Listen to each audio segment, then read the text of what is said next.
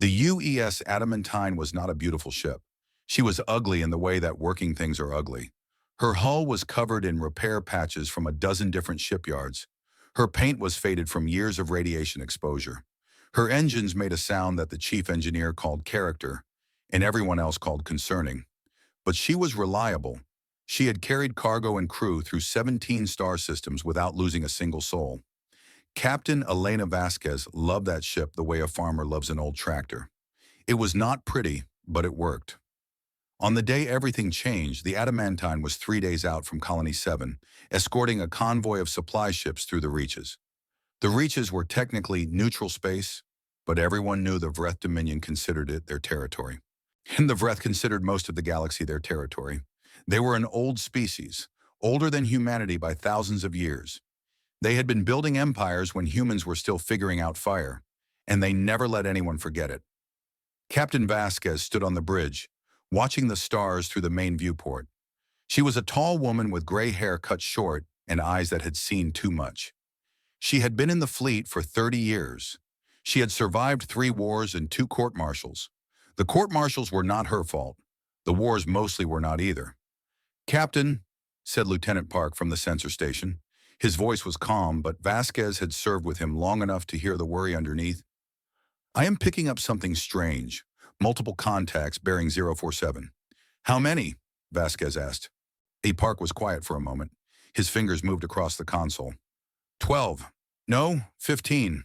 They are coming out of the asteroid field." Vasquez felt her stomach tighten. 15 ships hiding in an asteroid field meant one thing: ambush. "Identification?" "Working on it." Park's face went pale. "Vreth. They are Vreth warships. 1 battlecruiser, 6 destroyers, 8 support vessels." The bridge went silent. Everyone knew what this meant. A single Vreth destroyer could match 3 human cruisers. A battlecruiser was worse. Much worse. "Communications," Vasquez said, keeping her voice steady. "Signal the convoy. Tell them to scatter and run. Maximum speed. Do not wait for us." "Captain?" The communications officer, a young woman named Torres, looked at her with wide eyes. "We cannot fight them alone." "We are not going to fight them," Vasquez said. "We are going to slow them down. Now send that message." Torres nodded and turned to her console. Her hands were shaking. Vasquez opened the ship-wide channel. "All hands, this is the captain. Battle stations. This is not a drill. I repeat, this is not a drill." The Adamantine came alive. Crew members ran to their posts. Weapon systems powered up. The old ship shook as her engines pushed harder. Vasquez knew it would not be enough. The Vreth ships were faster. They were stronger. They were better in every way that mattered. But she was not going to let her convoy die without a fight. "They are hailing us," Torres said. "Put it through." The main screen flickered, and then a face appeared. It was a Vreth commander. His gray skin marked with the ritual scars of high rank. His eyes were black and empty, like holes in space. When he spoke, his voice was like stones grinding together. "Human vessel, you have entered Dominion space. Your presence here is an insult. Your existence is an insult. Surrender your ship and prepare to be boarded." Vasquez stood straighter. "This is Captain Elena Vasquez of the United Earthship Adamantine. We are in neutral space, escorting civilian vessels. We have no quarrel with the Dominion. Let us pass." The Vreth commander made a sound that might have been laughter. "Neutral space? There is no neutral space. There is only space the Dominion has not yet claimed. Your kind spreads across the galaxy like disease. You build your little colonies. You breed like insects. You think you matter." He leaned closer to the screen. "You do not matter. You are vermin. And today, vermin, you will learn your place." The screen went dark. "They are powering weapons," Park said. "Evasive maneuvers," Vasquez ordered. "Return fire when ready." The Adamantine turned hard to port, her old hull groaning in protest. The first Vreth shots missed by meters. The second volley hit the rear shields. The ship shook like a toy in a giant's hand. Alarms began to scream. "Shields at 60%, Park reported. "They are too fast. We cannot dodge them all." "Keep trying," Vasquez said. "Fire everything we have at the lead destroyer." The Adamantine's guns spoke. Plasma bolts and missiles streaked across the void. Most of them missed. The ones that hit barely scratched the Vreth shields. It was like throwing rocks at a mountain. Another volley hit them. The lights flickered. Somewhere in the ship, something exploded. Shields at 30%. Hull breach on deck 7. Emergency bulkheads are holding. Vasquez gripped the armrest of her chair. They were dying. Slowly but surely they were dying. She had known it would happen this way. She had just hoped to buy more time. And then something changed. The Vreth ships stopped firing. They stopped moving. They just hung there in space, surrounding the adamantine like wolves around a wounded deer. "What are they doing?" Torres asked. "I do not know," Park said. He was staring at his console with confusion. "They have powered down their weapons, but they are charging something else. Some kind of device on the battlecruiser. I have never seen readings like this." Vasquez felt a chill run down her spine. "Get us out of here. Maximum speed." Now. But it was too late. A beam of pale blue light shot out from the Vreth battlecruiser. It did not hit the adamantine. It passed through her like she was not even there. And in its wake, everything stopped. The lights went out. The engines went silent. The consoles went dark. The artificial gravity failed, and Vasquez found herself floating out of her chair. Emergency lights flickered on, casting everything in dim red. "Report," Vasquez said. Her voice sounded strange in the sudden silence. There was no hum of machinery, no whisper of air circulation. Nothing. I do not know," Park said. He was fumbling with his console, pressing buttons that did nothing. "Everything is dead. Main power, backup power, batteries, everything. It is like they just turned us off." "Life support?" Vasquez asked. "Dead. And we have whatever air is in the ship right now. Maybe 12 hours worth if we are careful. Maybe less. Weapons? Dead.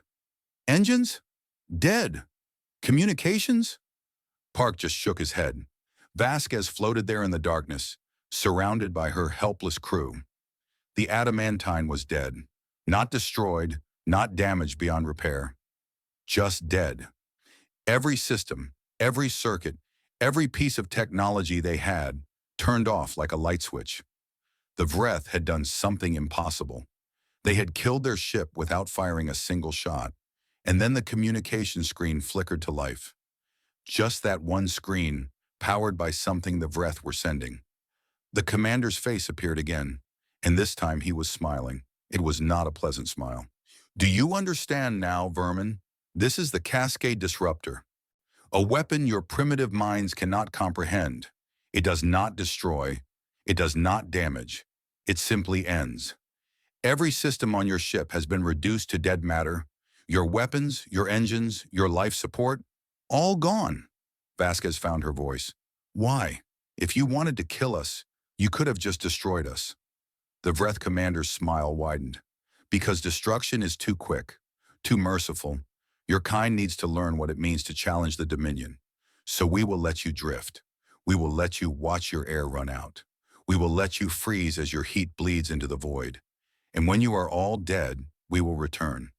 We will collect your bodies and display them in the Hall of Conquered Vermin, where all the galaxy can see what happens to those who forget their place."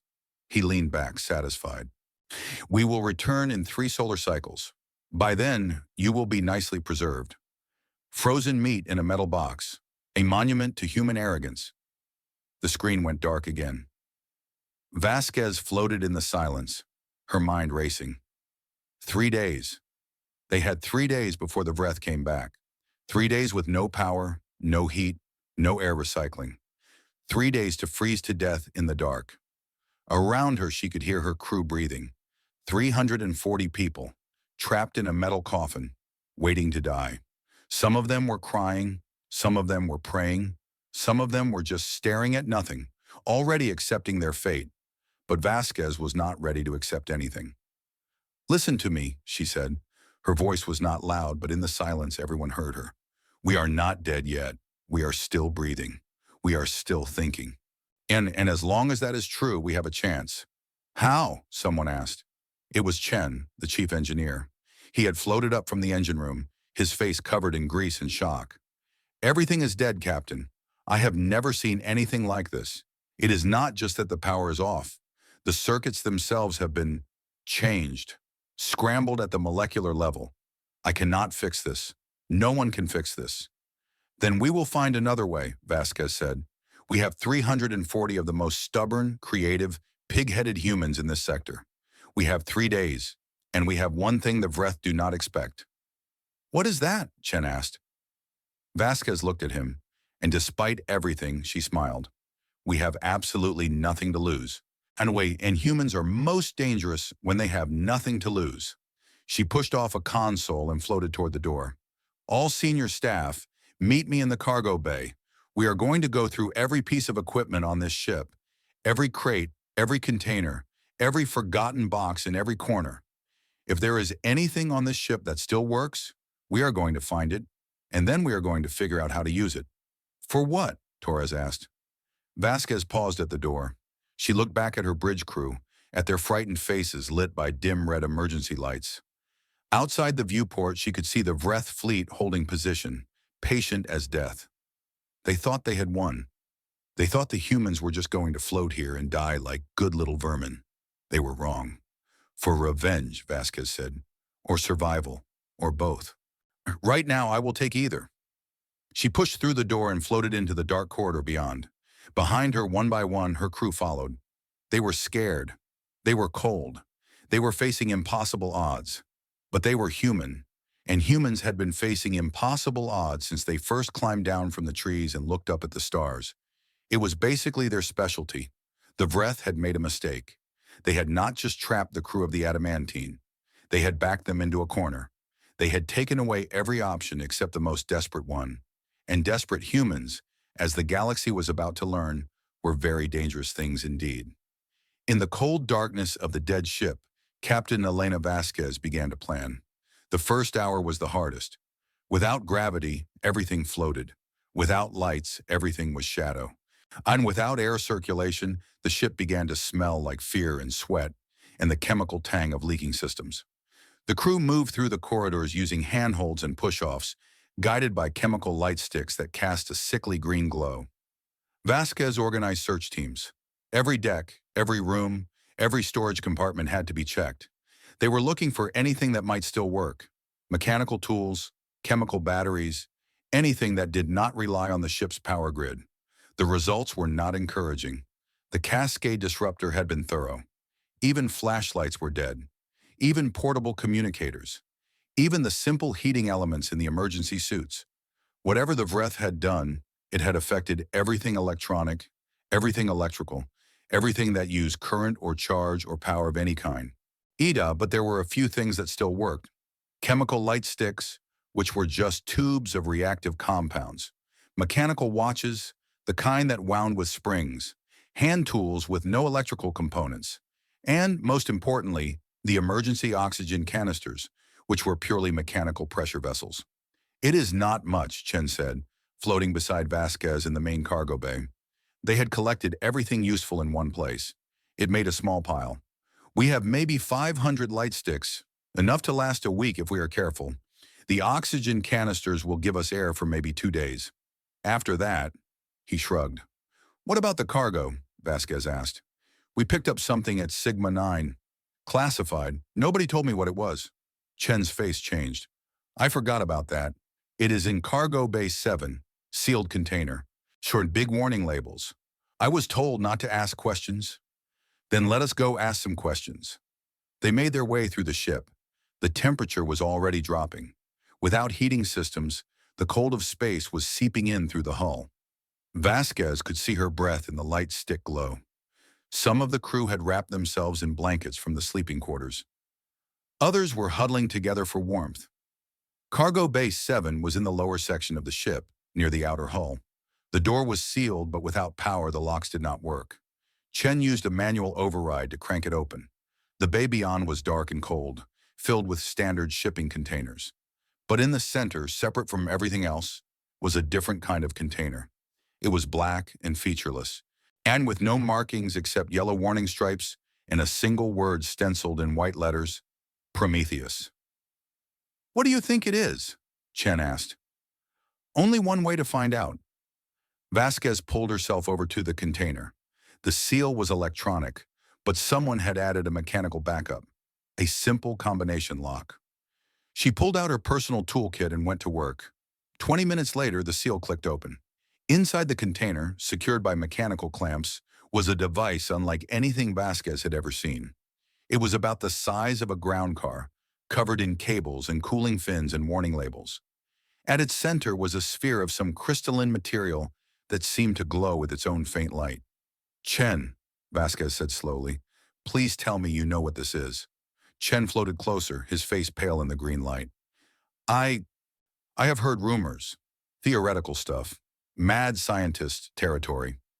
He reached out and touched the device gently, like it might bite him. "If this is what I think it should not exist. They said it was impossible." "What is it?" Chen looked at her, and there was something in his eyes that might have been fear or might have been wonder. "It is a gravity lens, a device that can bend space itself. In theory, you could use it to create artificial gravity wells, or to compress matter, or to—" He stopped. "Or to what?" "Or to destroy things. Not just ships. Anything. Everything." The simulation showed that a device like this, if it worked, could compress matter so completely that it would create a temporary singularity, a black hole that lasts for a fraction of a second before evaporating. He swallowed hard. The tests were canceled.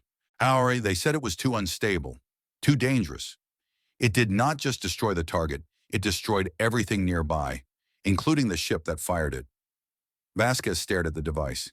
It sat there in its container, innocent and terrifying. A weapon that should not exist. A weapon that had been deemed too horrible to use. A weapon that was being transported to be destroyed. And now it was the only thing on the ship that might still work. "Chen," Vasquez said, "can we make it fire?" "Captain, you do not understand. Even if we could make it work, it would kill us too. The blast radius in the simulations was enormous. We would be right in the middle of it. The Vreth are going to kill us anyway. At least this way, we take them with us." Chen opened his mouth to argue, then closed it. He looked at the device again. He looked at the dark, a cold cargo bay around them. He thought about his crew slowly freezing to death, waiting for the Vreth to come back and collect their bodies. "I will need help," he said finally. "Dr. Tanaka from the science team. She worked on theoretical physics before she joined the fleet. And I will need time, and tools, and probably a miracle." Vasquez put her hand on his shoulder. "You have 3 days. I will get you everything else you need." She turned and pushed toward the door. Behind her, Chen was already examining the device, muttering to himself, his engineer's mind starting to work on the problem. It was insane. It was impossible. It was probably going to kill them all, but it was also a chance. And right now, a chance was more than they had 5 minutes ago. The Vreth thought they were watching vermin die slowly in a trap. They were wrong. When they were watching humans do what humans do best, they were watching them refuse to give up. And in the cold darkness of a dead ship, surrounded by enemies, running out of air and time and hope, that refusal was the most dangerous weapon of all. Dr. Yuki Tanaka had spent 15 years studying things that should not exist. She had written papers on theoretical physics that made other scientists uncomfortable. She had proposed ideas that her colleagues called interesting in the way that people call dangerous animals interesting.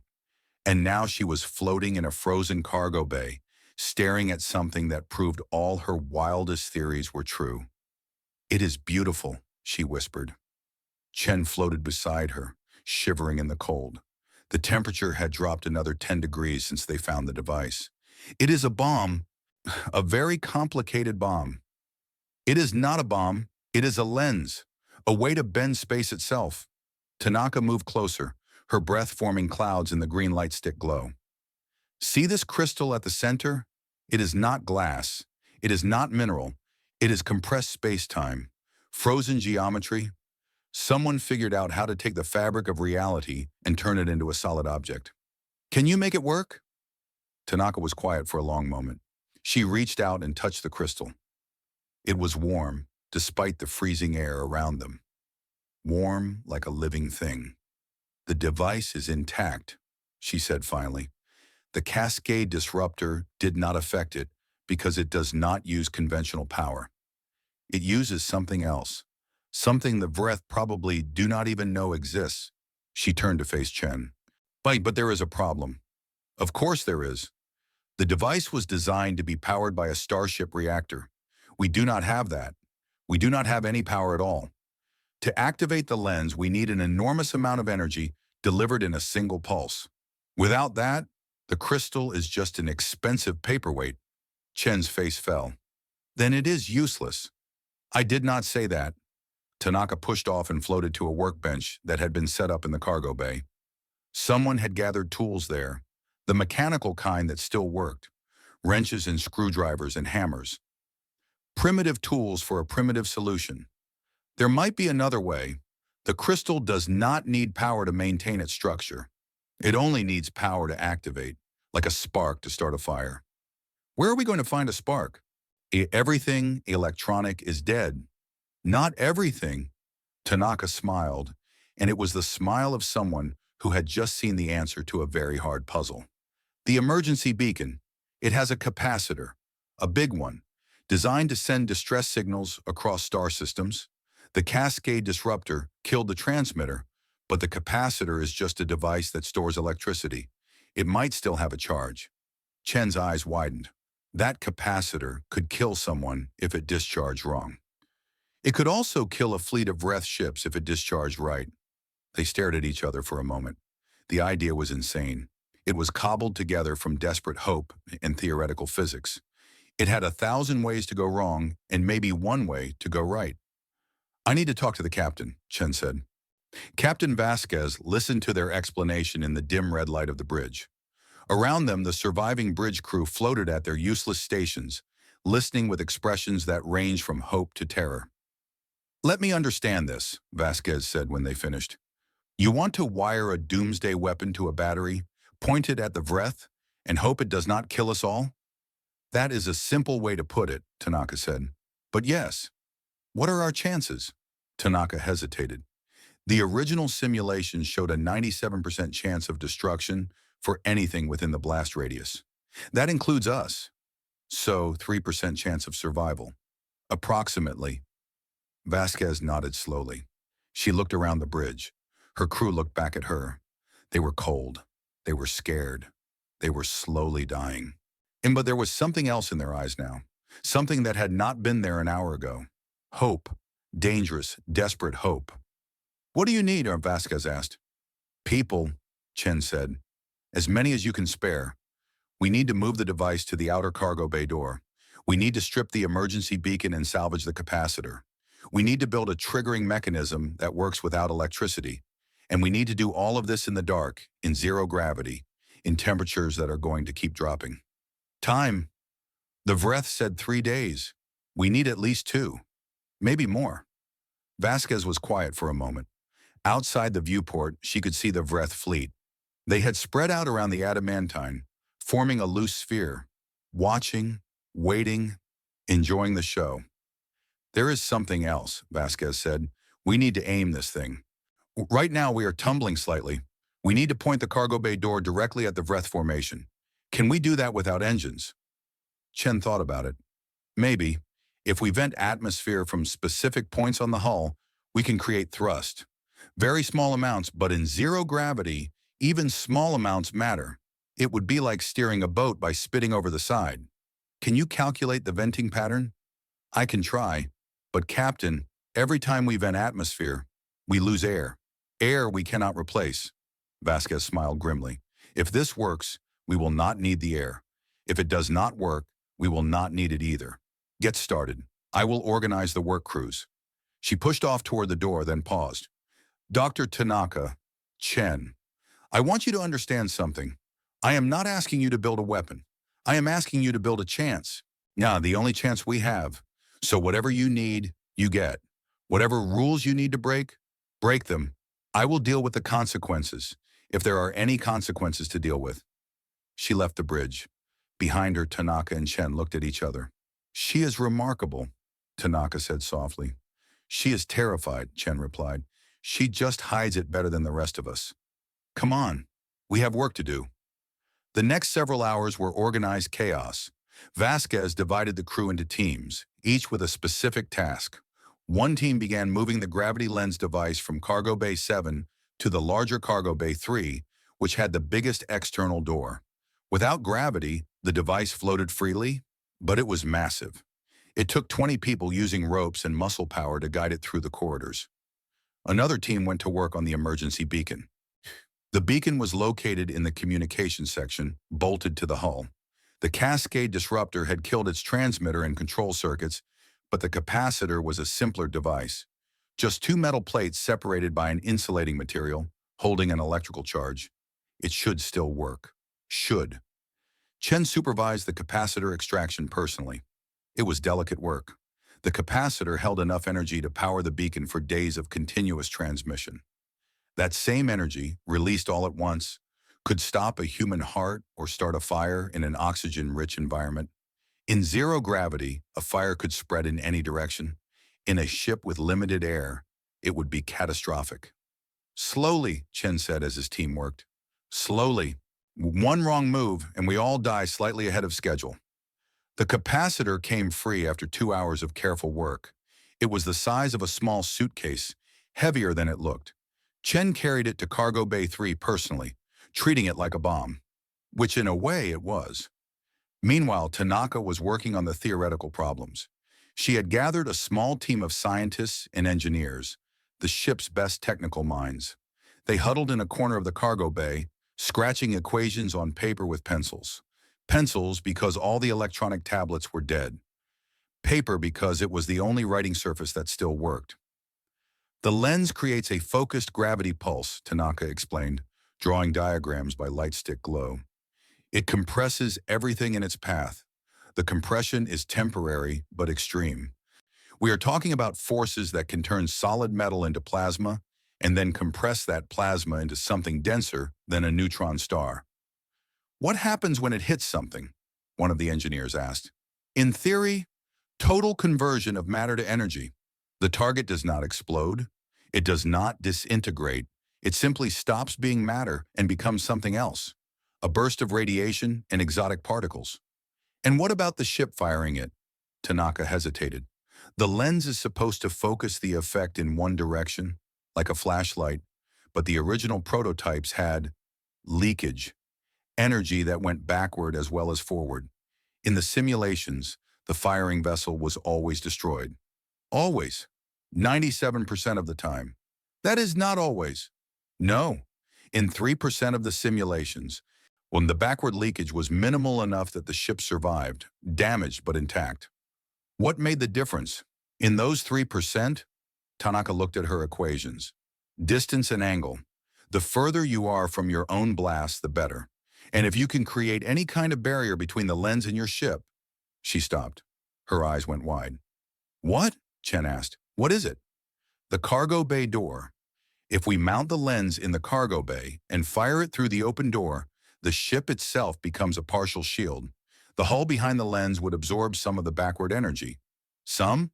Some is better than none. Tanaka started scribbling new equations. Yes, this could work. If we position the lens at the outer edge of the cargo bay, if we open the door just before firing, if the angle is exactly right, what are the odds then?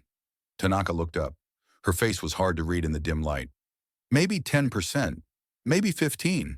It is hard to say without proper calculations, and I cannot do proper calculations without a computer. 15%. It was 5 times better than before.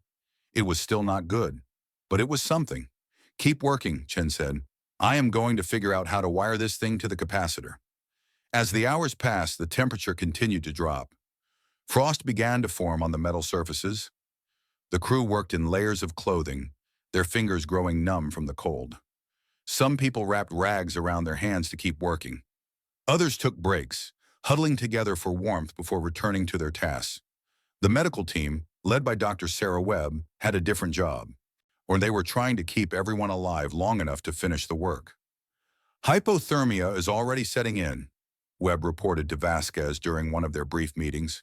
The body temperature of the crew is dropping steadily. We have maybe 30 hours before people start dying from the cold. What can you do? Not much. We are rationing the heat packs from the emergency kits. We are having people rotate through exercise sessions to generate body heat, and I have started putting some of the wounded into induced hypothermia. Vasquez blinked. How does making them colder help? It slows their metabolism. They use less oxygen, less energy. It is like putting them on pause. Webb's face was grim. We have 43 wounded from the attack. Some of them will not survive either way. But by lowering their body temperature, we can extend their time. Give them a chance to see whether we live or die. How many can you save? Maybe 30. Maybe fewer. The others, Webb shook her head. The others are too far gone. Internal injuries, radiation damage, trauma. Without proper medical facilities, they do not have long. Vasquez closed her eyes. 43 wounded, and she might lose more than a dozen of them. Add that to the crew members who had died in the initial attack, and her ship of 340 was already down to 302. By the time this was over, it might be fewer. Do what you can, she said. Keep as many people alive as possible. And doctor, thank you for everything. Webb nodded and pushed off to return to her patients. In Cargo Bay 3, the gravity lens now sat in its new position, waist secured by mechanical clamps to the deck plating near the outer door. It looked wrong there, like a piece of alien technology that had grown from the floor. The crystal at its center still glowed faintly, the only real light in the entire ship that did not come from a chemical light stick. Chen had spent hours studying the device, tracing its systems, trying to understand how it worked. The engineering was beyond anything he had seen before.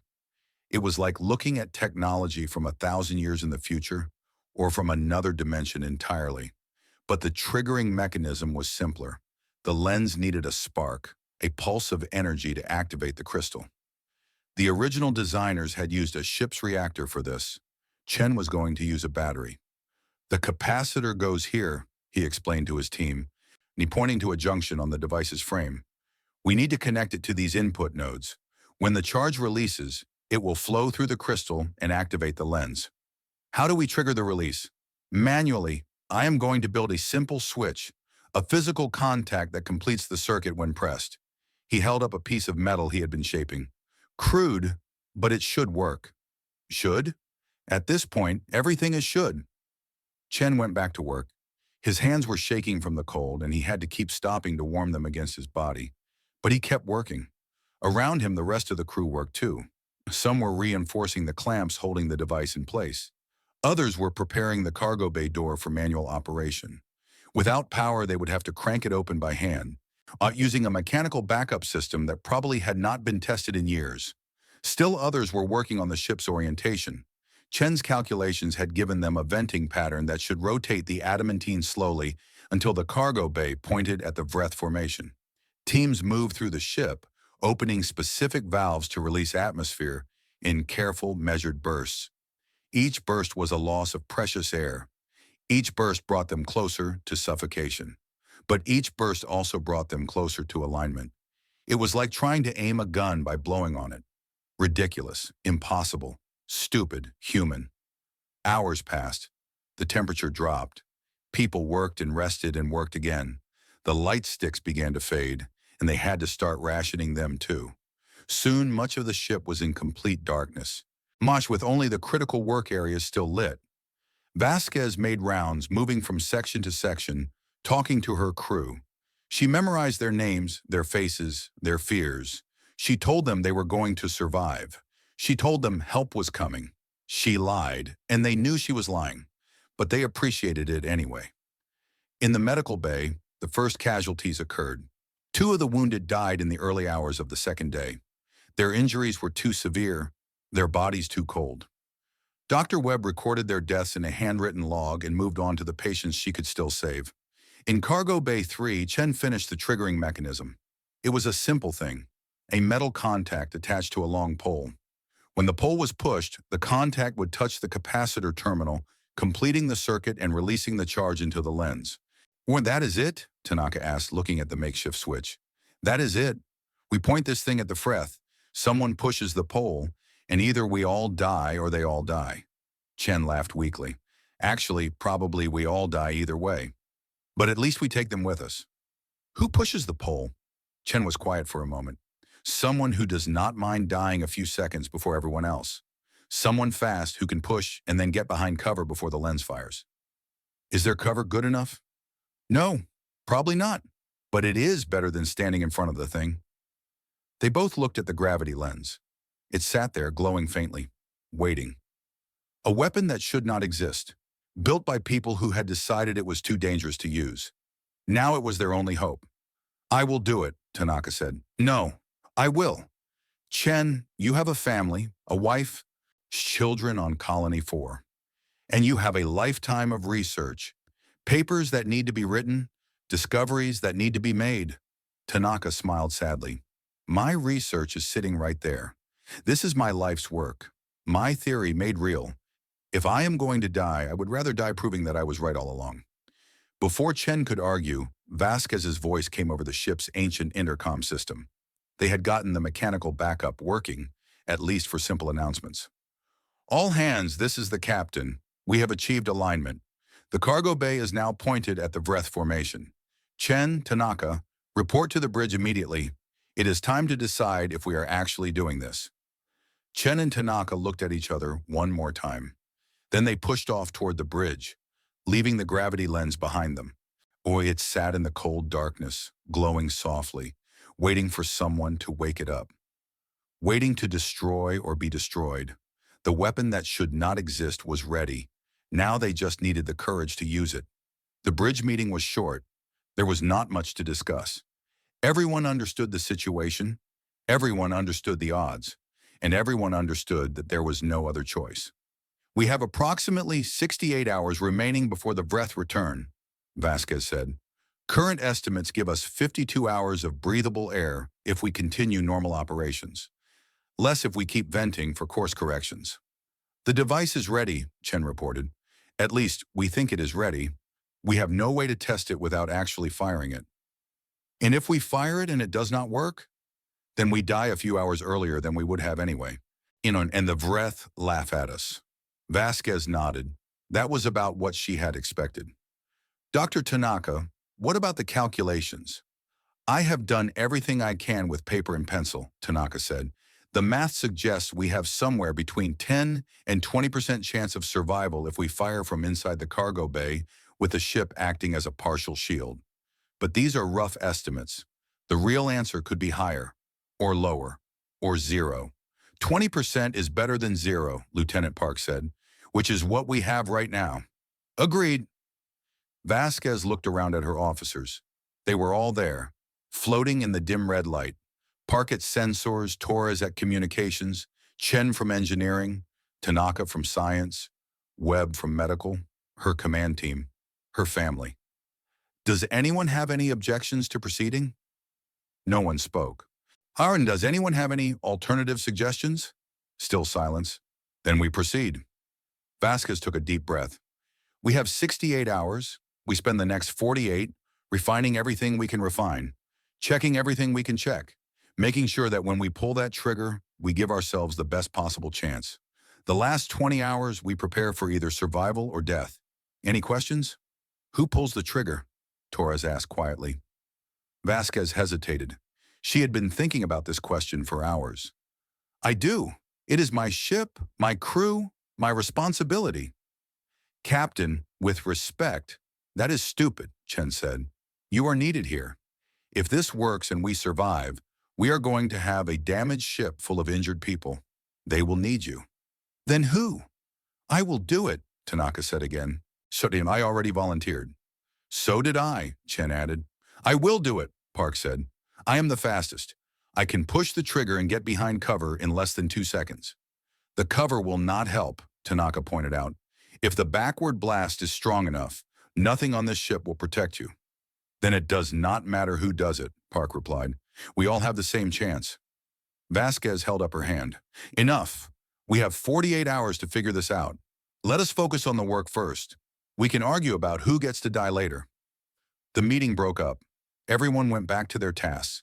The clock was ticking, and every second mattered. In Cargo Bay 3, the real work began. The gravity lens needed to be stabilized. The makeshift mounting had worked well enough when the ship was not moving. But if they opened the cargo bay door, There would be pressure changes. Air rushing out. The device might shift, might turn, might point in the wrong direction at the critical moment. Chen's team built a frame around the lens. They used metal from the walls, from broken equipment, from anything they could find.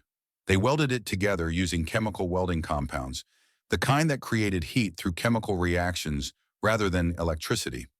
It was slow work, and the welds were not as strong as proper electric welds. But they held. Meanwhile, another team worked on the cargo bay door. The door was designed to be operated by hydraulic systems, powered by the ship's main grid. Without power, those systems were dead. But there was a manual backup, a series of cranks and gears that could open the door using pure muscle power. The backup had not been used in years. The gears were stiff with old lubricant. The cranks were hard to turn. A team of 6 people worked for hours, forcing the mechanism through its rotation, freeing it up so it would work when they needed it. "How long to open the door?" Vasquez asked during one of her inspection rounds. "About 30 seconds if everyone cranks at full speed," the team leader reported. "Maybe longer if people are tired or cold." "They will be tired and cold. Plan for 60 seconds. "Yes, Captain." In the medical bay, Dr. Webb faced a different challenge. The wounded were dying. Not all of them, but too many. Without power for proper medical equipment, without heat, without proper supplies, she was fighting a losing battle. "I need to make choices," she told Vasquez during a quiet moment. "We do not have enough resources to save everyone. I need to decide who we focus on and who we do not."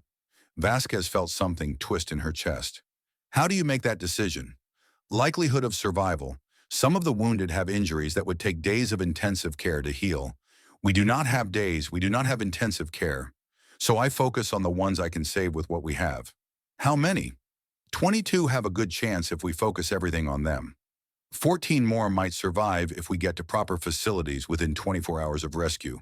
The rest," Webb's voice cracked slightly, "the rest will not make it no matter what we do."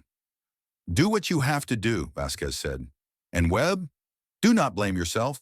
Blame the breath." The doctor nodded and returned to her patients.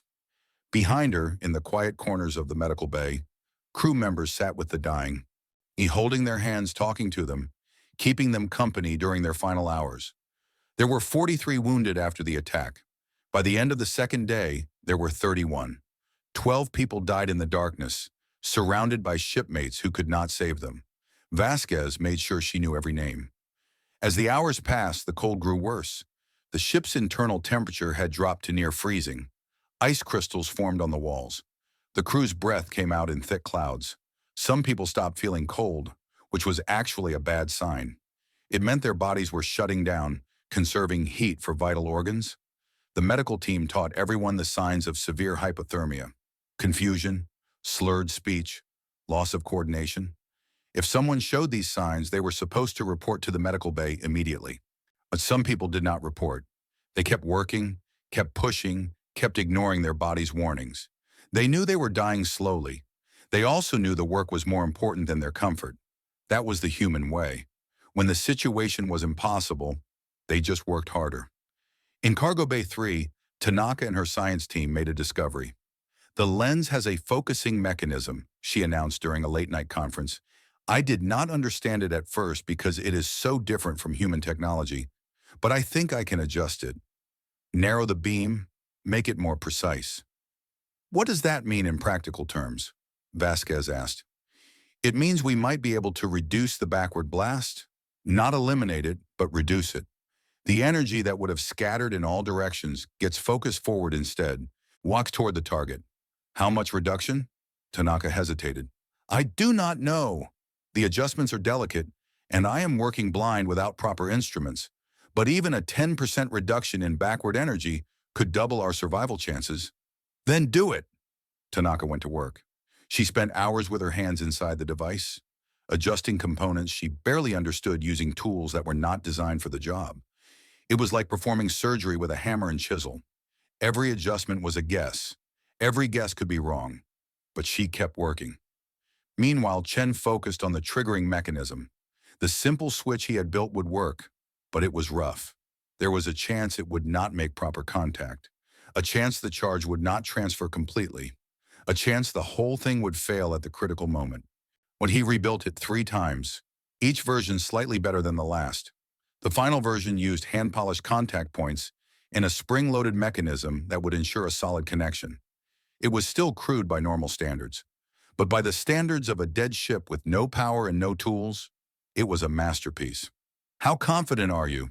Vasquez asked, examining the trigger. 70% confident it will work as intended. Maybe 80. And the other 20%? The charge might not transfer fully. The lens might activate at partial power, which could be worse than not activating at all. Or the capacitor might have degraded in storage, and there might not be enough charge to activate anything. What about the capacitor exploding? Chen smiled grimly. That is actually the least likely problem.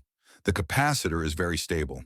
It would take serious physical damage to make it discharge uncontrollably. Small blessings.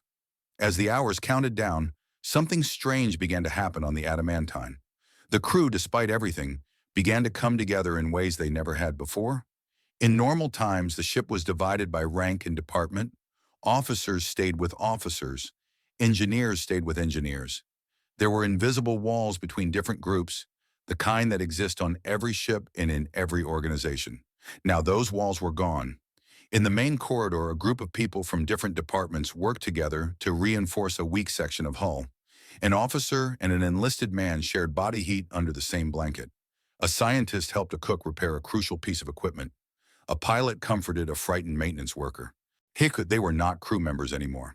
They were family, a family facing death together. Vasquez noticed this change during her rounds. She saw people helping each other without being asked.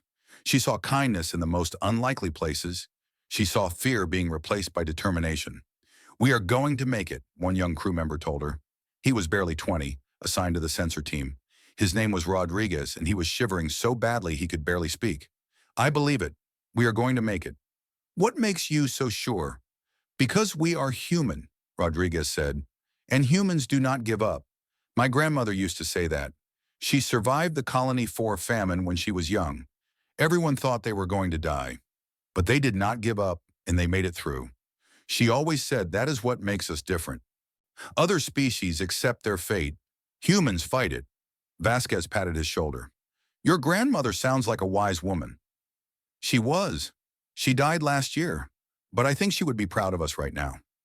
Vasquez moved on, but Rodriguez's words stayed with her. Humans do not give up.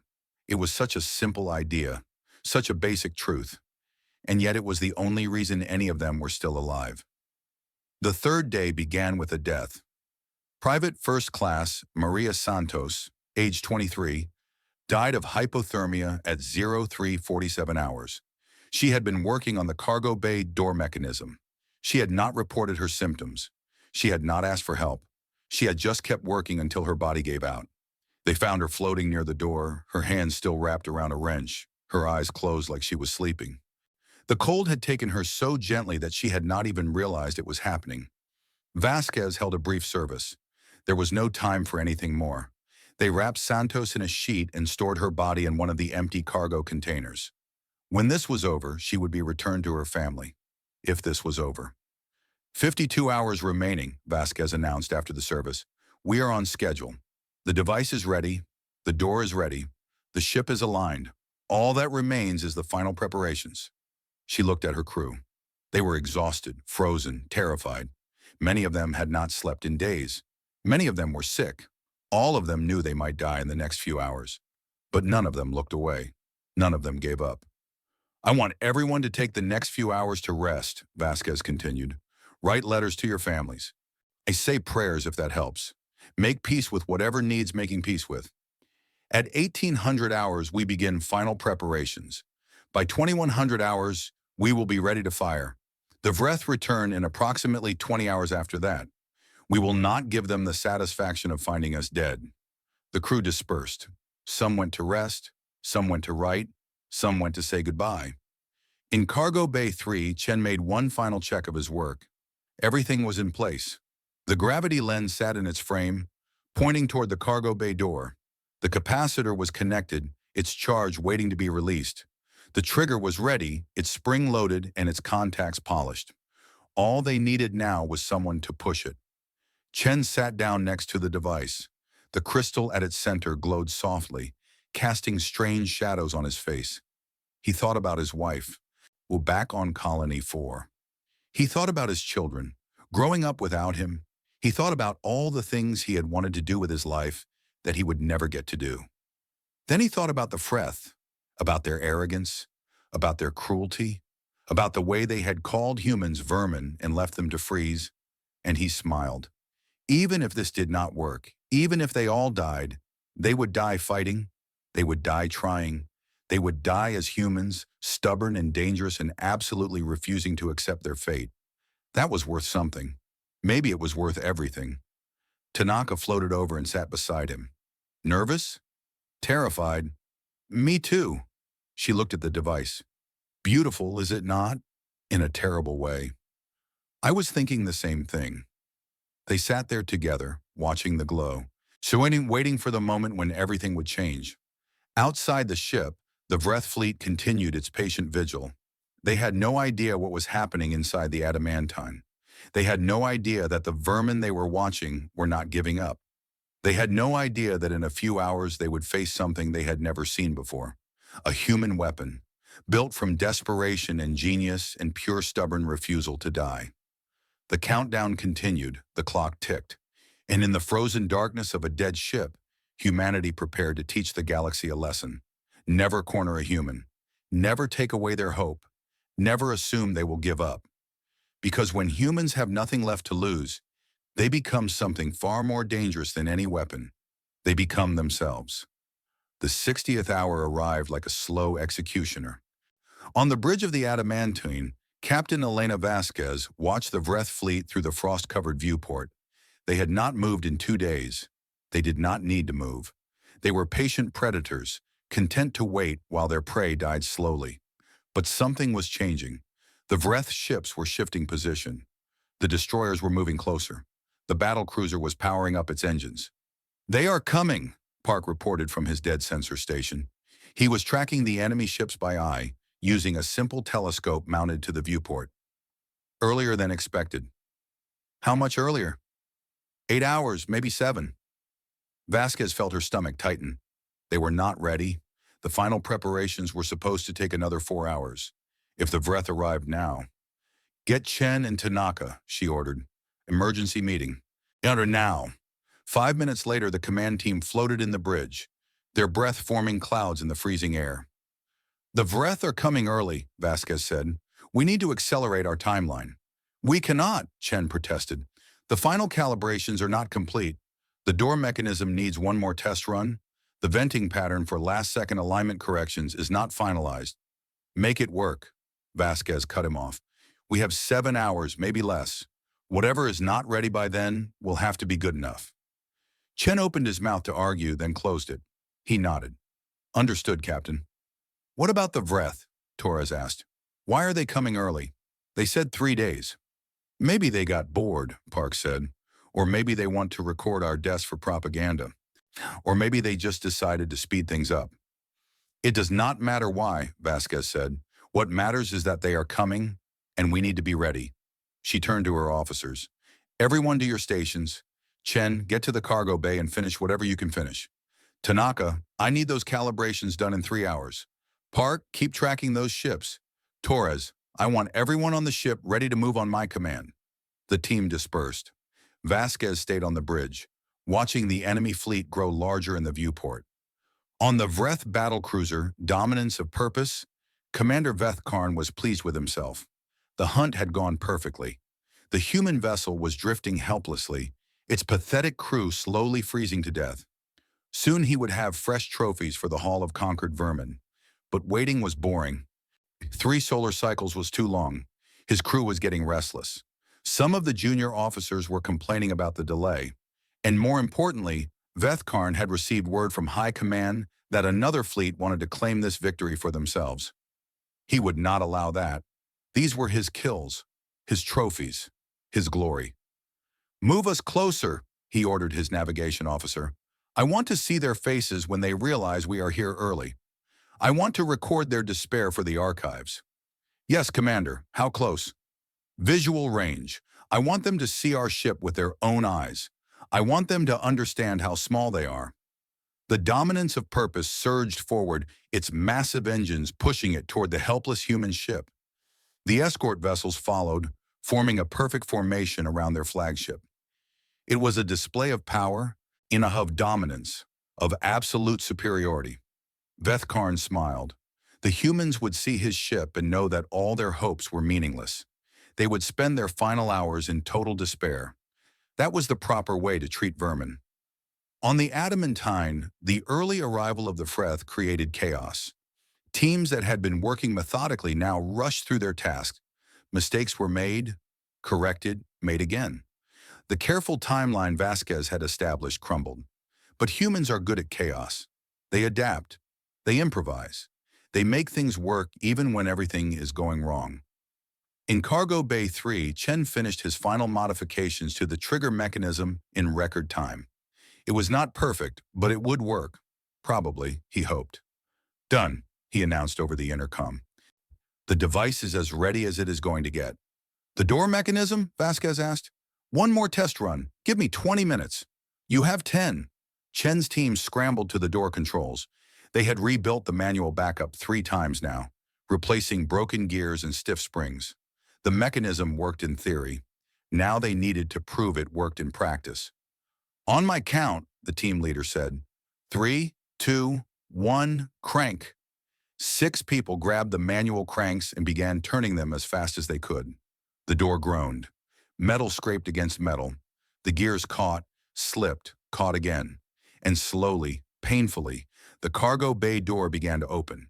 Cold air rushed out. The pressure dropped. Everyone grabbed for handholds as the ship suddenly had a new way to vent atmosphere. Keep going, Chen shouted. Full open. We need to know it will go all the way. The door continued to open. Stars appeared through the widening gap. The cold of space hit them like a physical force, stealing whatever warmth remained in their bodies. Finally, the door locked in the full open position. 38 seconds, someone reported. Faster than our best practice run. Good. Chen examined the mechanism. Everything looks solid. Close it up. We do not want to lose any more air than we have to. The cranks turned in reverse. The door closed. The cargo bay sealed. Door mechanism confirmed operational, Chen reported to the bridge. We are ready. But Tanaka was not ready. In her makeshift workspace near the gravity lens, she was still working on the focusing adjustments. The math was not cooperating. Every time she thought she had it figured out, something else went wrong. I need more time, she muttered, scratching equations on a piece of metal with a piece of carbon. The harmonics are not right. The beam focus is off by 3%. 3% could mean the difference between survival and... Tanaka. Chen floated up beside her. We do not have more time. The Vreth are at visual range. Look. He pointed toward the viewport. Through the frost, they could see it now. The Vreth battle cruiser, enormous and terrible, moving toward them like a mountain through space. Its running lights blazed with cold blue fire. Its weapons ports gleamed. How close? Tanaka whispered. Close enough that we can see details. Close enough that they can see us. Close enough that if we do not fire soon, they will be too close to miss us if the blast goes both ways. Tanaka looked at her equations. They were not complete. The adjustments were not perfect. Everything was just slightly wrong, and in a system this complex, slightly wrong could be disastrous. But she had run out of time. The calculations are as good as they can be, she said finally. The focusing is optimized for current conditions. If the Vreth move closer, the geometry changes, and I would need to redo everything. Then we fire now? We fire now. Tanaka took a deep breath. Or we die without trying. And I did not spend 2 days doing math in the dark just to die without trying. On the bridge, Vasquez received the news. The device was ready. The door was ready. The ship was aligned. All that remained was the trigger. Torres, ship-wide announcement. Channel open, Captain. Vasquez took a moment to gather her thoughts. Outside the viewport, the Vreth battle cruiser continued its approach. It was so close now she could make out individual hull plates. So close she could see the weapons arrays that had disabled her ship. All hands, she said. This is the captain. The moment we have been working toward is here. In approximately 15 minutes, we will attempt to fire the gravity lens. You all know what that means. You all know the risks. I will not insult you by pretending this is going to be easy or safe." She paused, looking at her bridge crew. Park at sensors, Torres at communications, the others at their stations, all of them watching her. "I want you to know something. These past 3 days have been the worst of my life, and also the best. I have watched this crew do impossible things. I have watched you work without sleep, without heat, without hope. I have watched you refuse to give up, even when giving up would have been easier." Her voice cracked slightly. She forced it steady. "Whatever happens next, I am proud of every single one of you. If we die today, we die as humans. Stubborn, dangerous, completely unwilling to accept our fate. And if we live," she smiled grimly, "if we live, we are going to make the Vreth regret the day they decided to call us vermin." She straightened up. "All hands to survival positions. Cargo Bay team, prepare for door operation. Tanaka, Chen, get to the trigger. On my mark, we show these aliens what humanity is made of." She closed the channel and looked at Torres. "Get me the Vreth commander. Audio and visual. I want him to see this coming." The screen flickered to life. Commander Veth Karn appeared, his scarred face twisted with amusement. "To human captain," he said, "I see you are still alive. How disappointing. I was hoping to find frozen corpses by now." "Sorry to disappoint you," Vasquez replied. "I wanted to give you a message before the end." "A message? How charming. What could vermin possibly have to say to their betters?" Vasquez smiled. It was not a friendly smile. It was the smile of someone who had been pushed too far and was finally pushing back. "You made a mistake," she said. "When you disabled our ship, you thought you were teaching us a lesson? You thought we would drift here and die and prove that humans are weak? But you forgot something." "And what is that?" "You forgot what happens when you back a human into a corner. You forgot that we have been fighting impossible odds since we learned to stand upright. Or you forgot that we are the species that split atoms, walked on moons, and spread across the stars despite everything trying to stop us." Vethkarn laughed. "Pretty words, but words do not change anything. You are still helpless. Your ship is still dead, and in a few hours you will all be frozen meat." "No," Vasquez said. "We will not." She turned to Torres.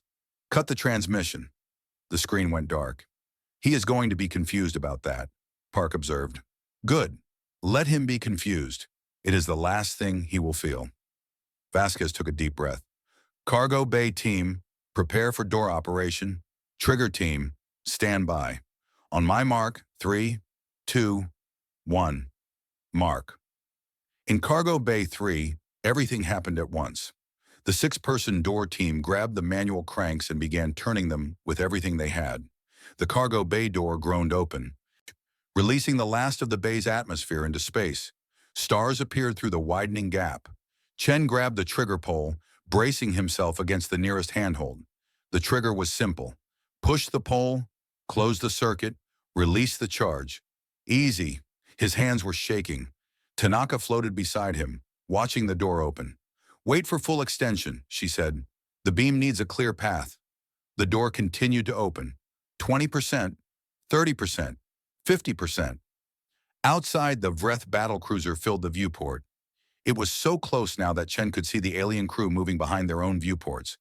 They were pointing at the adamantine, probably laughing at the pitiful humans who had opened their cargo bay for no apparent reason. They had no idea what was coming. 70%, 80%. "I'm almost there," Tanaka breathed. "Almost." The door locked in the full open position. 38 seconds, exactly as practiced. The cargo bay was now open to space, with the gravity lens pointing directly at the Vreth fleet. "Clear path confirmed," someone shouted from the door team. "Fire at will." Chen looked at Tanaka. She looked back at him. "Do it," she said. Chen pushed the pole. The metal contact touched the capacitor terminal. The circuit completed. Months of stored electrical energy rushed through the connection in a single instant, pouring into the gravity lens like water into a dry riverbed. The crystal at the center of the lens blazed with light. Not the soft glow it had shown before, but a brilliant, terrible illumination that turned the entire cargo bay white. Space screamed. There is no sound in vacuum. See, but everyone on the adamantine heard it anyway. A sound that bypassed ears and went straight to the brain. The sound of reality being torn apart and put back together wrong. The beams shot out from the gravity lens like the finger of an angry god. It was not light, not exactly. It was something worse. Something that bent and twisted everything it touched. It hit the Vreth battlecruiser. For one frozen instant, nothing happened. The dominance of purpose hung there in space, its hull gleaming, its weapons ready, its crew unaware that the universe had just changed. Then it collapsed. Not exploded, collapsed. The enormous ship crumpled like paper in a giant's fist. Hundreds of meters of advanced alien technology compressed into a space smaller than a human head, then smaller still, then smaller than an atom, and then it was gone. It's not destroyed, not damaged, just gone, converted from matter to something else entirely, a burst of exotic particles spreading out in all directions. But the beam did not stop there. It continued past the point where the battlecruiser had been. It passed through the escort ships, which collapsed and vanished just as quickly. It passed through the debris field from the original battle. It passed through empty space, and it hit the moon of a nearby gas giant. Vasquez saw it happen from the bridge. The beam struck the moon's surface and kept going, plunging deep into the rock and ice. For a moment, nothing happened. Then the moon began to glow. The gravitational forces unleashed by the lens did not just destroy the surface. They compressed the core. They squeezed the very atoms of the moon until fusion began. Uncontrolled, violent fusion. Where the moon became a sun, just for a second. And then it exploded. The shock wave traveled outward at a significant fraction of light speed. It hit the remaining Vareth ships first, the support vessels that had been too far from the initial beam to be destroyed directly. They did not stand a chance. The wall of energy and debris swept through them like a broom through dust. The asteroid belt was next. Millions of tons of rock and ice, vaporized or scattered or simply pushed aside by the force of the explosion. And then the shock wave reached the adamantine. The last thing Chen saw was the wall of light coming toward them. He had just enough time to throw himself behind the gravity lens, hoping its frame would provide some protection. Then everything went white. On the bridge, Vasquez grabbed her chair as the ship bucked and spun. Alarms that had been silent for 3 days suddenly came back to life, screaming warnings about hull stress and thermal damage and a dozen other things. The viewports went opaque as safety shutters slammed into place. The temperature spiked dramatically as radiation poured through the hull. People screamed. And then, as quickly as it had begun, it was over. The adamantine tumbled through space, battered and burned, but somehow, impossibly, still intact. The shockwave had passed. The worst of the energy had been deflected by the ship's position and the partial shield of the hull. They were alive. "Damage report," Vasquez croaked. Her voice was raw, her throat dry. "Someone give me a damage report." "Working on it," Park said. He was bleeding from a cut on his forehead, but his hands were already moving across his console. "Captain, I am getting readings. The sensors are working. Some of them, anyway." "What do you see?" Park was quiet for a long moment. When he spoke, his voice was filled with wonder. "Nothing. I see nothing. The Vreth fleet is gone. All of it. The battlecruiser, the destroyers, the support ships. Gone. And Captain, the moon. The moon that was there before, it is not there anymore." "Not there?" "It is an expanding cloud of debris. We hit the moon. We destroyed it." Vasquez closed her eyes. They had done it. They had actually done it. A weapon that should not exist, built by desperate humans with no power and no hope, had just vaporized an enemy fleet in a celestial body. "The cargo bay team?" she asked. "Chen? Tanaka?" There was a long silence. Then, crackling over the intercom, a familiar voice. "This is Chen. We are alive down here. Tanaka is hurt, but she is breathing. The lens is, I think it is destroyed, burned out. But we are alive." Vasquez felt tears forming in her eyes. In the cold, they froze almost immediately, but she did not care. "Chen," she said, "you magnificent bastard. You did it." "We did it," Chen corrected. "All of us. Every single person on this ship." We did it together. Outside, in the void where the Vreth fleet had been, there was only dust and radiation, and the scattered remains of a moon that no longer existed. The Dominion's most feared weapons had been turned to nothing by a crippled human ship. The Vreth had called humans vermin. They had treated them as nothing, as beneath notice, as prey. They had been very, very wrong. The hours after the firing were a blur of activity and exhaustion. The adamantine was alive, but barely. And the shock wave from the moon's destruction had damaged already weakened systems. New hull breaches had opened in 3 sections. The spin from the blast had left the ship tumbling end over end through space. But they were alive. Vasquez organized the survivors into repair teams. Without power, the repairs were crude at best. They used metal patches and chemical sealants to close the breaches. They used ropes and muscle to stop the spin, venting what little atmosphere they could spare in careful bursts until the ship stabilized. In the medical bay, Dr. Webb worked with renewed energy. The blast had caused new injuries, burns and broken bones and radiation sickness, but it had also given her something she had not had before: hope. "We have maybe 18 hours of air left," she reported to Vasquez. "That is if we are lucky. If we are not lucky, less." "The convoy got away," Vasquez said. "They will send help." "How do you know?" "Because that is what humans do. They do not abandon each other, not if they can help it." Webb nodded slowly. She wanted to believe it.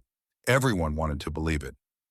In Cargo Bay 3, Chen surveyed the damage. The gravity lens was destroyed, its crystal core blackened and cracked from the energy that had passed through it. The frame they had built was twisted and melted. The cargo bay door was stuck half open, its mechanism fused by the heat of the blast. But they had survived. Tanaka was lying on a makeshift stretcher, her left arm broken and her face burned from radiation flash.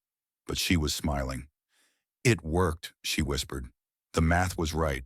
The focusing adjustments, they worked. We reduced the backward blast by almost 30%. "You saved us," Chen said. "We saved ourselves." Tanaka closed her eyes. "All of us. Together. That is how humans work. When one person cannot do something alone, they find others to help. When something is impossible, they do it anyway." She laughed weakly, then winced at the pain. The Vreth never understood that. They thought we were weak because we needed each other. They did not realize that needing each other is what makes us strong. Chen sat down beside her. His own body ached from a dozen small injuries. His lungs burned from breathing recycled air that was increasingly stale. But he was alive. Against all odds, against all logic, against everything the universe had thrown at them, he was alive. "What do we do now?" he asked. "We wait. We hope. But we survive." Tanaka opened her eyes and looked at him. "And we remember. We remember what we did here. We remember that humans do not give up. Not ever." The waiting was the hardest part. With the immediate crisis over, the crew had nothing to do but conserve air and hope. Some people slept. Others talked in whispers, saving their breath. A few played cards by light stick glow, treating the situation like any other tough assignment. Vasquez made her rounds as she had done every day since the attack. But now her words were different. "You survived," she told each person she visited. "You did the impossible. Whatever happens next, no one can take that away from you." The ship continued to drift. The air continued to thin. The cold continued to seep in.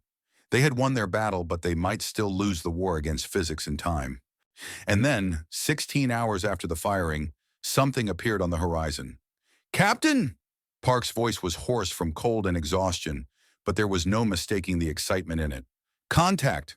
Multiple contacts bearing 270. They are coming fast."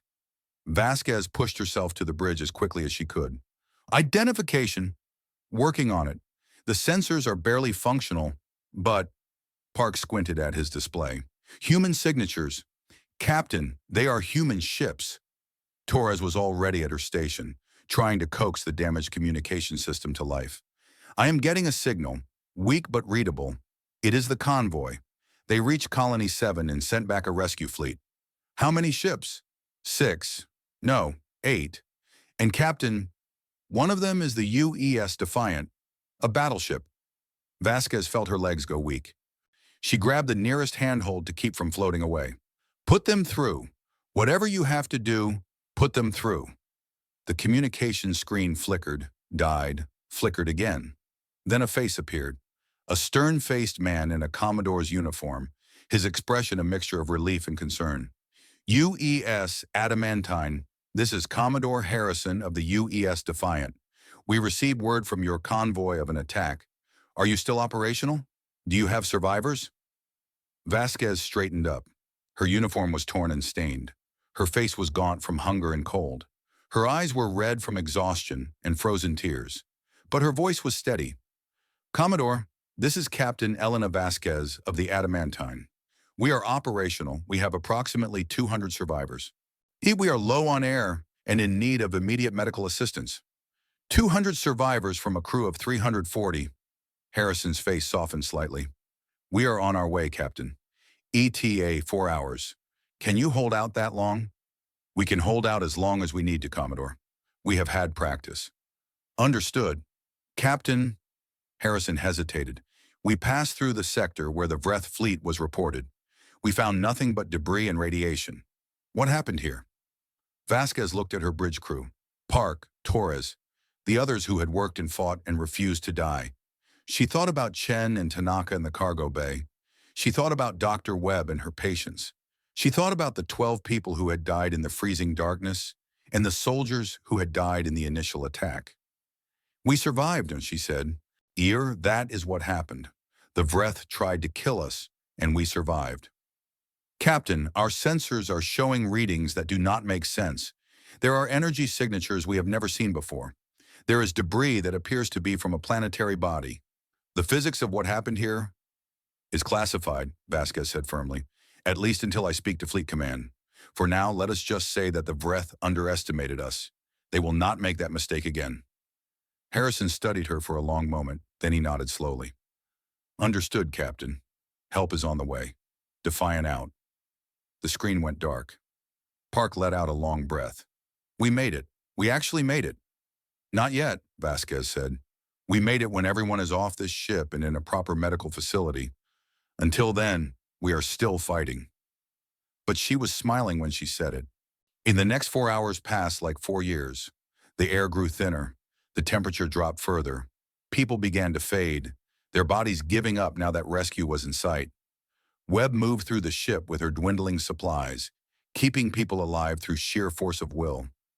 She administered the last of the stimulants, the last of the oxygen supplements, the last of everything. And when she ran out of medicine, she used words instead. Stay with me. Help is coming. Just a little longer. You can do this. Some people could not do it.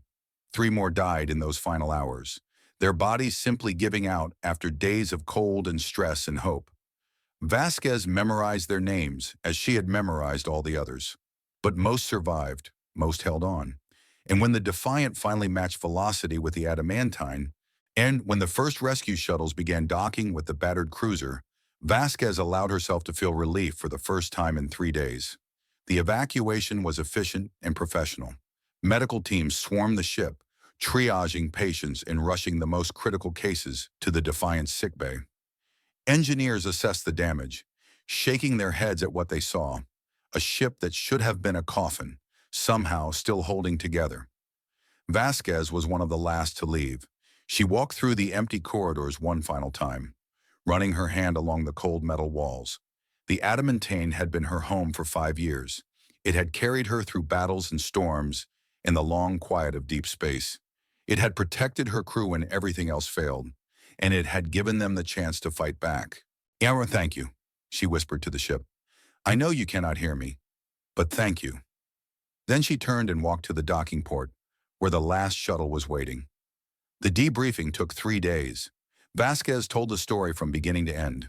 The ambush, the cascade disruptor, the discovery of the gravity lens, the desperate plan, the firing, the moon. Fleet Command listened in silence. When she finished, there were no questions for a long moment. Then Admiral Chen, the head of the inquiry board, leaned forward. Captain, do you understand what you are describing? A weapon that can destroy a planet, that can compress matter into singularities, that can turn moons into temporary suns. I understand, Admiral. And you built this weapon from spare parts and a capacitor in the dark on a ship with no power. My crew built it, sir. I just gave them permission. The Admiral sat back. His expression was unreadable. The gravity lens was being transported for destruction. It was deemed too dangerous to exist. And now you have proven that assessment correct. A single device, hastily assembled, destroyed 15 warships and a moon. Yes, sir. The political implications alone are staggering. If the Vreth learn what happened, if any of the other powers learn, with respect, Admiral, the Vreth already know, or they will when their fleet does not return. As for the other powers, Vasquez met his eyes. Perhaps it is time they learned what humans are capable of when we have no other choice. The inquiry board conferred in whispers. Finally, Admiral Chen nodded. Captain Vasquez, the official record will state that the Vreth fleet was destroyed by an experimental weapon that malfunctioned during the attack, destroying both the enemy and itself. The details are classified at the highest level. Do you understand? I understand, sir. Good. The Admiral's expression softened slightly. Off the record, Captain, what you and your crew did was impossible. You should all be dead. The fact that you are not is a testament to human ingenuity and courage that I have rarely seen in my 50 years of service. Thank you, Admiral. Do not thank me yet. The Vreth Dominion is going to want answers. They are going to want revenge. And when they come looking for it, they will find us ready, Vasquez said. As always. 3 months later, the Vreth Dominion sent an ambassador to human space, and it was the first diplomatic contact in decades. The ambassador came alone in a small shuttle, broadcasting peace signals the entire way. The meeting took place on Outpost Sigma 12, a neutral station on the edge of human territory. Vasquez was invited to attend, though she was ordered to remain silent unless directly addressed. The Vreth ambassador was old, his gray skin marked with scars from countless years of service to the Dominion. His name was Veth Korath, and he had been a fleet commander before the humans were even a spacefaring species. We have analyzed the debris, he said without preamble. We have studied the energy signatures.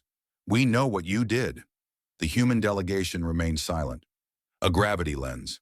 We did not think your species had such technology. We were wrong.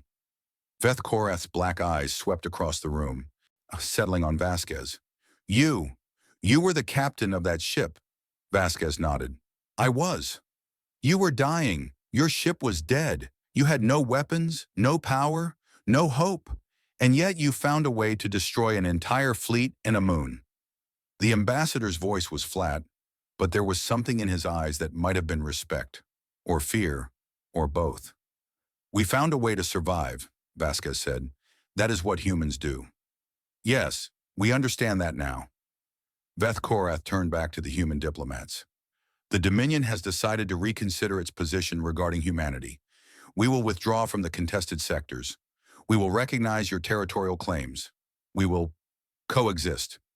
And if we refuse, one of the diplomats asked, Veth Korath's eyes returned to Vasquez. Then more ships will come, and perhaps you will destroy them. Or perhaps you will destroy more moons, more planets, more stars. Perhaps you will burn the entire galaxy before you accept defeat. He shook his head slowly. We are an old species. We have conquered thousands of worlds. We have crushed countless civilizations.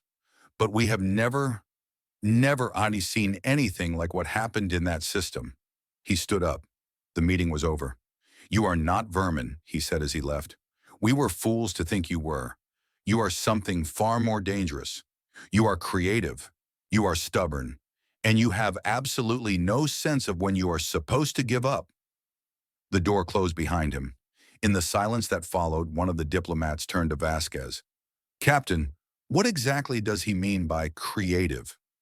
Vasquez thought about the cargo bay, the gravity lens, the capacitor, the trigger made from a pole and some metal contacts, the crew working in the dark, in the cold, refusing to die.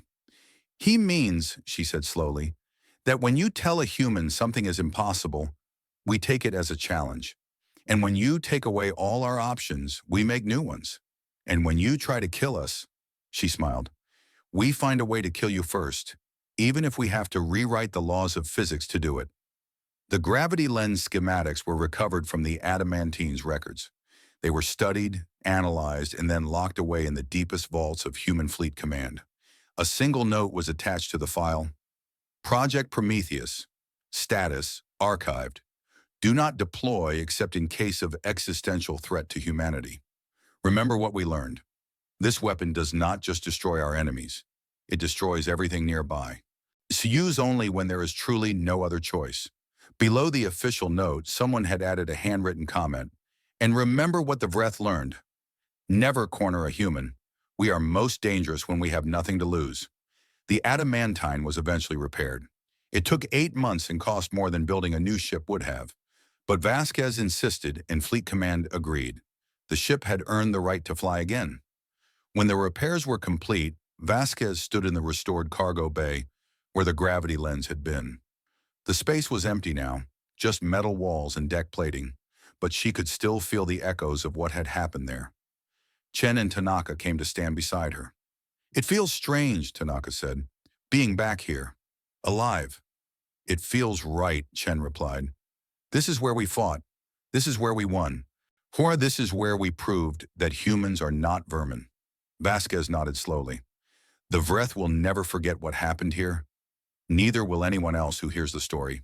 A dead ship, a dying crew, a weapon that should not exist, and somehow, against all odds, victory. She turned to face them. That is the human story. That is what we do. We face impossible odds and we find a way through. Not because we are stronger or smarter or better equipped, but because we refuse to give up. Because we would rather die trying than live surrendering. Because when someone tells us we cannot do something, we prove them wrong. Outside the cargo bay window, stars gleamed in the eternal darkness. Somewhere out there, the Vreth were rebuilding. Other species were watching. The galaxy was vast and dangerous and full of things that wanted humanity dead. But humanity was ready. Humanity had always been ready because humans were creative. Humans were stubborn. Humans were absolutely unwilling to accept defeat. And when the next impossible threat came, when the next enemy decided that humans were prey, when the next crisis seemed too big to survive, humanity would do what it always did. It would find a way. It would build something impossible. It would refuse to die. And the galaxy would learn once again why you should never underestimate a human with nothing to lose.